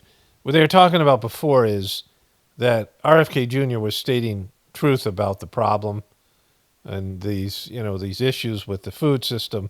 And, they agreed with him, like I was saying, but they didn't want him to be the one to fix it, and they didn't think he could, which I agree with because of the powers that be, at least not a complete fix, whatever it is going to be superficial. Because, this is part of a multi-billion-dollar, trillion-dollar industry. Well, listen, I was inside the building when we were doing this at Fox, and we certainly overplayed, right? Michelle Obama wanting to plant a garden full of healthy food and tell kids to eat more healthy was not the five-alarm fire that we acted like it was. She was not HHS secretary. HHS secretary is now a junk science peddler who cannot speak in fact no matter how many times he is told this is the science. No matter how many times he's told this is the science by the authority, right? Like, what is she talking about? Science it's got to be scientific. The thing about science, which is different, see something when, I talked about how during COVID that there was a time where they said you couldn't go to church. And, people wanted to get faith healed and they wanted to go to church and pray and these things. They said you can no longer go to church. And, how I feel about religions in general and Christianity. I mean, there's good Christians and people do connect to God through their belief if they're good people, like they're good devotees. Like anything you do, if you're good at it, if you're good at connecting to God and you're sincere, it can be a vehicle for you to connect to God. It's just that some systems are more efficient. But overall, you know how I feel about the dysfunction of religions. But it was a very telling moment, because what they were saying was science rules over religion, that religion is not valid in any way, that going to church isn't going to help you, God isn't going to help you, science is going to help you. And that's when we became a system where science was the new religion. Of course, now with Biden losing and some of these things that have switched back a little bit, but Trump isn't a religious man or a spiritual man. And so right now it's, religion is dead and science rules. And the difference between science and religion is based in etheric understanding of God, which is an etheric being, something that you can't see, you can't prove scientifically. But everything in science, it can either be proved scientifically or it can't. And a lot of the stuff they're pushing is not good science, right? It's not, it's not proof. In fact, Fauci said, we're going on the data we have now. Well, that's great, but you can't call it scientific then. You can call it that there's scientific data, but a lot of times you guys misread the data, or the data collection was wrong, or it was just straight up being a shill. And so we don't believe in the science. I mean, I didn't, before, because it isn't that I don't believe in science. I love science. I'm interested in science. I've always been someone who likes science. And it's like one of my favorite subjects in school, and experiments and studying the natural world, all these things. I love it. It's a great thing. The stuff I understand is great, and the stuff I don't, I'm glad that it's there, right? But this isn't about believing in science or not, or believing in science or not. It's believing in scientists. It's believing in human beings who can be shills, right? And they can be, because there's so much money being made. You can't trust the science when there's money and influence. And I've said that before. You can buy scientists. You can fudge science, just like you can make up shit in religion. And so you could just, make up stories and say, this is what God said, and you believe it, or else, it's the same thing with science. And so for her to say that he's being told, let's watch that piece again here. She was not HHS secretary. HHS secretary is now a junk science peddler who cannot speak in fact no matter how many times he is told, this is the science. Stop asking these inane questions. So the intention might be good, but he is the worst possible person. See, that's what I want to talk about here in a moment. I'm going to talk about this longer. But this idea that he's the worst person, this idea that he's right about the problem, and they said his intent, they all kind of agreed with that, right? He's right about the problem. He's right about the problem, and you can't be throwing science in our faces, because we all know the food industry is fucked. And if Fauci really cared about saving lives, he'd stand outside of Walmart and tell people what's wrong with their food. Or he'd get up there at the podium and say, we're no longer going to call this food. Any of the processed foods that cause cancer, heart disease, diabetes, and obesity. They would have dealt with this. They would have dealt with the problem, and not some kind of pharmaceutical solution where they make bank off of you being sick. So they would get rid of the crappy foods and the things in the environment that are causing problems. But those things are, big money makers. You getting sick, your kids getting fat and sick, and all these things, right? And so you can't call it science, because science isn't working. There's a way to get rid of the problem. There's a way to reduce cancer. There's a way to reduce heart disease. There's a way to reduce obesity, which is what Kennedy's talking about. And these guys never did anything about that. At least he's talking about it, right? And so, it's just completely fucked. The intention might be good, but he is the worst possible person to be in this place. And it feels like a lot of these cabinet posts are like a troll. It's like Trump found the least qualified, least appropriate person for the post that they were given. D&I, let's find someone with no intelligence experience who can't tell the difference between a traitor and an ally, and let's put her there. Health and Human Services, let's find someone with no scientific or medical background who peddles junk science. Let's put him there. FBI, let's pick someone who defends criminals, insurrectionists, and put him there. They always they demand evidence for the obvious, but they want you to swallow the preposterous. So true. Well, you nailed it, right? But the whole idea that Kennedy's the first person addressing a problem that liberals have, and all these people have this problem because they all eat health foods. All these people know that foods like you, these are the kind of people you see in Whole Foods, right? They all know the food is garbage, and if eventually they get, they just get pressured into eating these things. I mean, just by their peers and just by their, their health, and they know that food is causing them to be sick. And the food that most Americans eat, you don't see these guys going to McDonald's and these other places. They're elitist. All these pundits and all the people there, all these Democrats. So they know the food's bad for people, but they're doing nothing about it. And they know that their constituents are upset about this.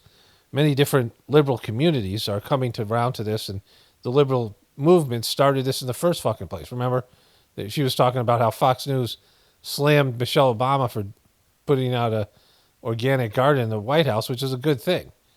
I mean, it's not an overreaction. It's a good thing, regardless of her, doing it as a posturing or whatever, what reason she's doing it. Like her just, let's do this thing. It was a good idea. Like a good idea is a good idea no matter who it is, right? No matter whether they, they're hiding their schlong or not.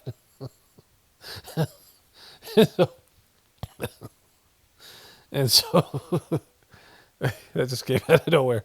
But this idea that I wanted to get to this, talking about this earlier, it's about prejudice. And, I talked about this in my, I think, last video and a little bit in the voiceover today. In the spiritual world, there's no prejudice. You have to get rid of your own personal prejudice. And you have to look at everything being a new opportunity. We all have our moments of weakness. We all have our moments where some, bad part of our personality comes out. We all make mistakes. We all get emotional. We have anger and hatred and things in our systems. It gets pulled out in the Sajmark system of cleaning. And the idea is that, every moment is a chance for you to connect with the divine. And you can't rest on your laurels. There's no sense of, any of this kind of, I've accomplished something. There's never any accomplishment in spirituality. Whatever level you get to, it's always where you're going. It's not where you've been. Where you've been is helping you set you up for the future. But thinking, you've made it in spirituality and that there's some sense of, there's a story where the master charge, the third master of the system, when he was, when you were with him like physically, when you're in his physical presence, people want to hang around with him. It just, the energy that he exuded, that exuded from him, the loving energy and all these things. And, and he was kind of like important. And even if you didn't feel the energy, there was some element of sort of celebrity, especially within the Indian community. And there were people who could just walk right in. A lot of these people became the pieces of shit that wrecked the Heartfulness, turned into Heartfulness. Dodgy was one of these people. And they could just hang out with them. A lot of them were, businessmen that, that were influential in donating money and doing work for building the ashrams, and that, a lot of them became very arrogant because they thought they were, important. And one of the things that Kamlesh did, Dodgy, one of the things that I liked what he did, is that he took all these people who were kind of, big wigs, important people in the mission.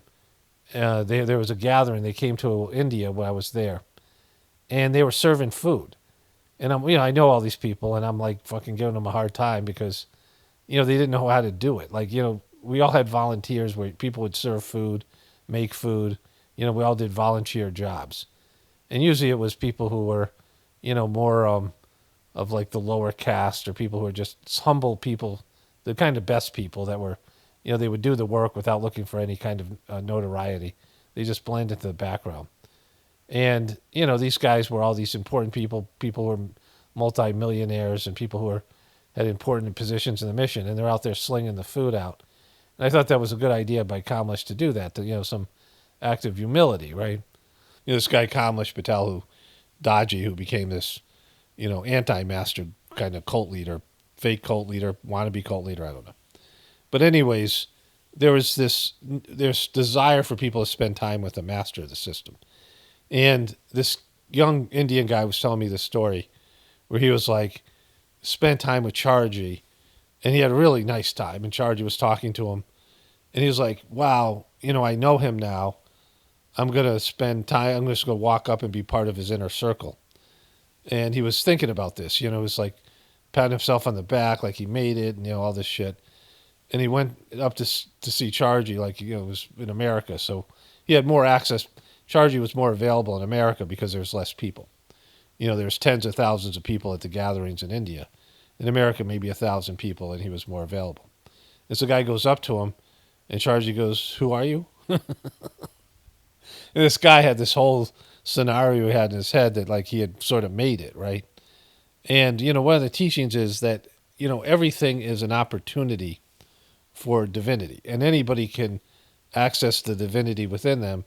And, this story that's been told in the Sizemore tradition and other traditions about how some guy's praying for God to save him. He's hanging onto a log in a river, and, God sends him, there's like another log passing by, and he could have got on that log. But he goes, "No, I'm not going to use that log because I'm waiting for God to save me." Then a boat comes by and tries to save him. He says, "No, I'm not going to get in the boat. I'm waiting for God to save me." And then he gets a helicopter comes by. He says, "No, I'm waiting for God to come and save me." So he drowns, and he's like pissed off. His soul goes up to heaven. He's like, "Why didn't you save me?" And God said, "What are you talking about? I sent you a log, a boat, and a helicopter, but you didn't get in." And this idea that whatever vehicle, if somebody's going to do good work, you should let them, and not let your personal prejudice and your party bullshit, right, get in the way. And like I said earlier, you need to let things run their course. Once they're already going, you just let it run its course. It's like you couldn't prevent it. You couldn't stop it. It's just what it is, and eventually it'll end, right? It's like there's some, some aspect of the thing ending. And you can see that with pretty much everything in the universe. And so, the fact that Republicans were the ones who were pushing back against health foods and organic foods, they pushed it back against Michelle Obama doing that. And now all of a sudden they're embracing this stuff. And it may or may not work with RFK Jr. They have to fight off the corporations, and even if it does work, it's just a drop in the bucket.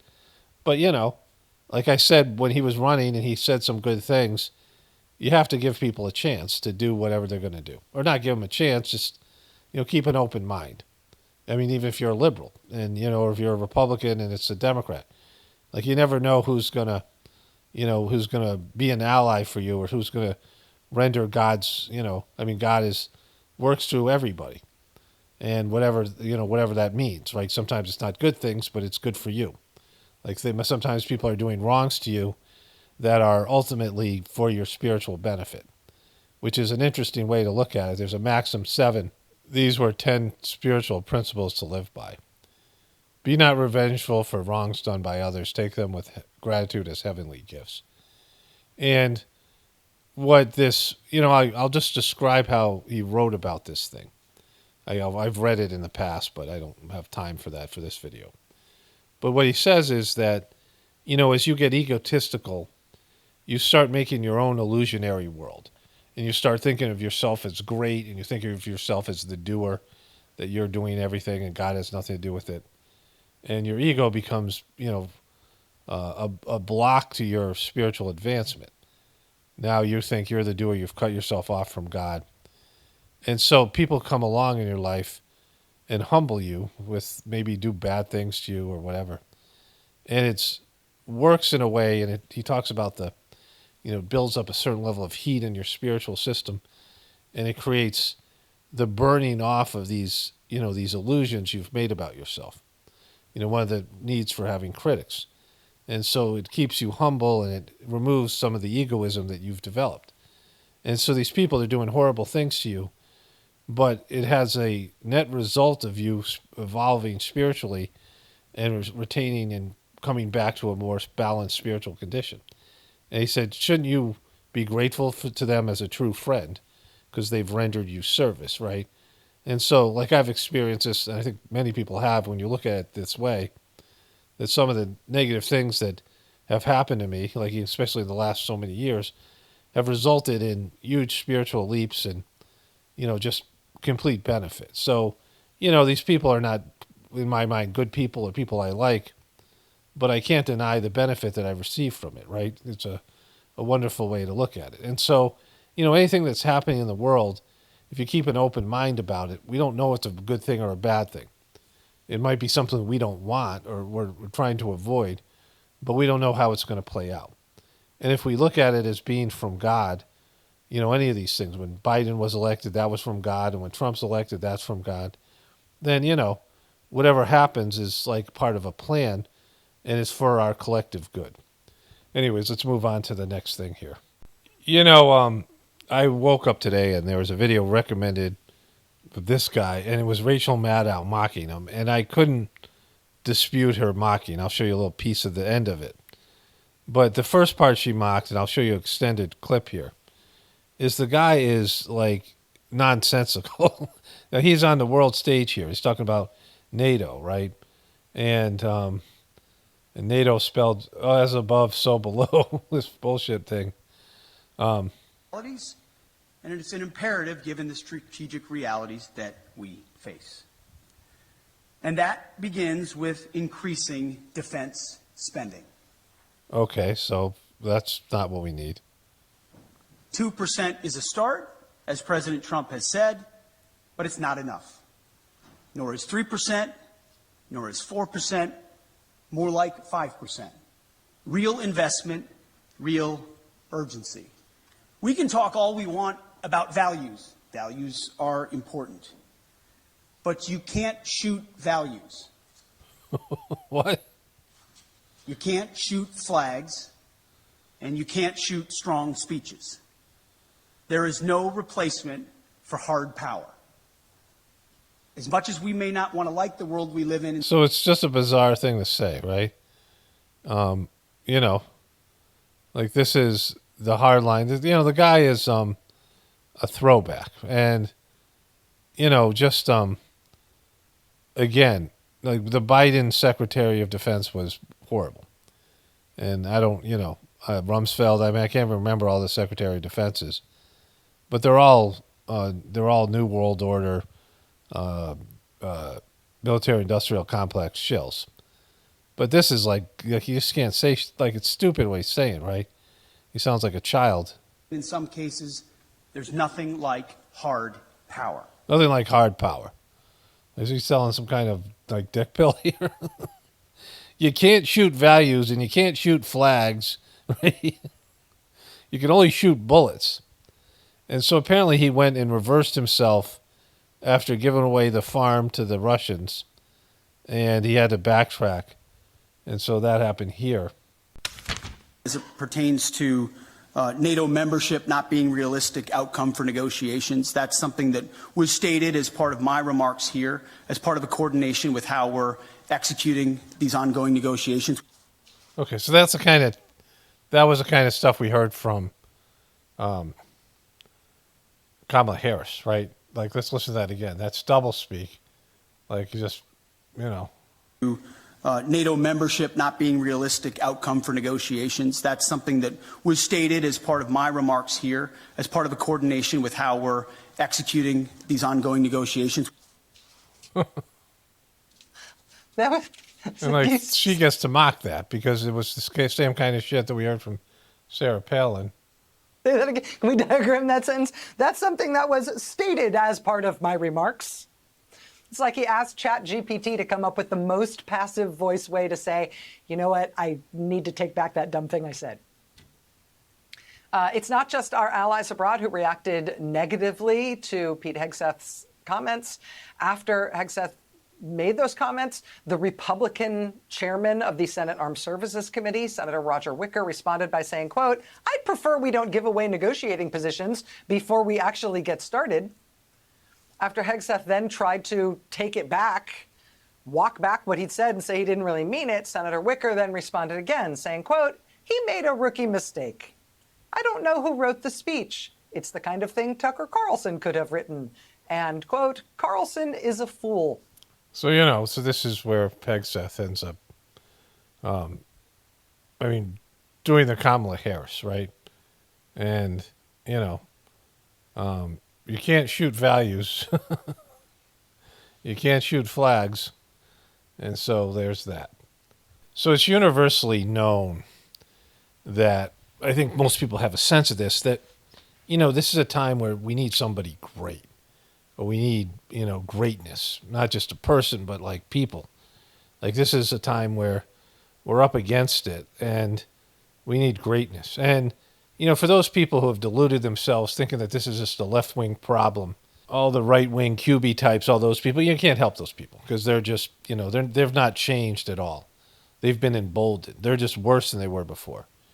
They're more than they were before in terms of all this bad stuff, right? To be a real truther, you have to change. You have to have this feeling that you've been lied to about things that you believe in, not things that the other side believes in. Like, all your right-wing values are the same, and, the left wing is just fucked, right?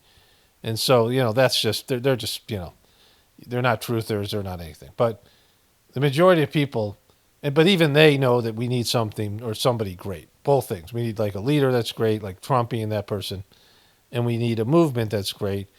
And, when you're playing sports, like let's say you're, playing football, it's the second half, you're down 35 points. Remember that Buffalo Bills game? I saw this when I was a kid. Frank Reich was the backup quarterback.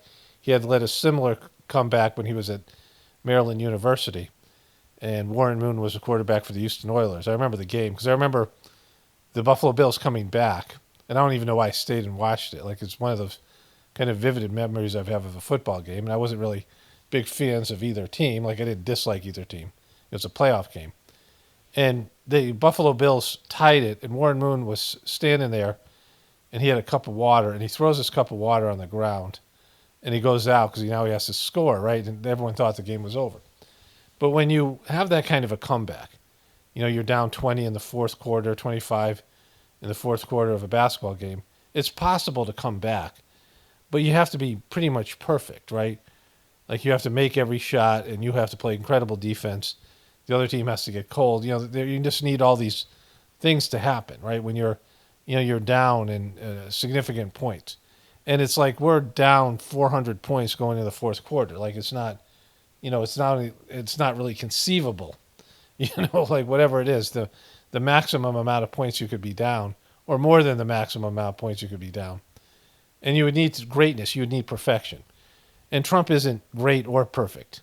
Trump is different to what we've seen as a politician, but there are plenty of people like Trump. Trump isn't a significant person other than he, was born with certain advantages and became famous. And so, but he's just a typical person with a narcissistic personality disorder or whatever else he's got going on there. And he's not hiding stuff like you would see with normal politicians. Joe Biden and Trump were very similar in terms of their personalities. In terms of so many different things, Joe Biden and Trump were very similar. They had very similar personalities. And it's just they, were opposed, so everyone thinks they're different, but they're very much the same. Oftentimes, you very much like your enemy. You and your enemy, you and your, Kamala Harris and Trump had almost nothing in common. There was just, that wasn't even really like a thing. Like, they put her up there just to hold space for a little bit until Trump won the election. But, even if Trump was great, the powers that be will never let them change, just like with RFK Jr.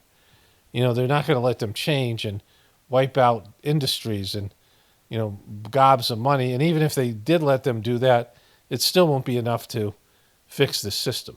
And you have to, it has to be God's will. Like, God would want this system to be saved. Why the fuck would God want to save the system? If you're honest about what the system does, the system has always pulled people away from God. I mean, people are less and less connected to God. The family's been destroyed, less and less natural. So why would God want to save the system? The system doesn't align with the divine principles at all. And so, like, if you think about all the different factors involved, Trump would have to be perfect, and there would have to be a perfect movement, and there would have to be a united America coming together, right, to, make this thing work.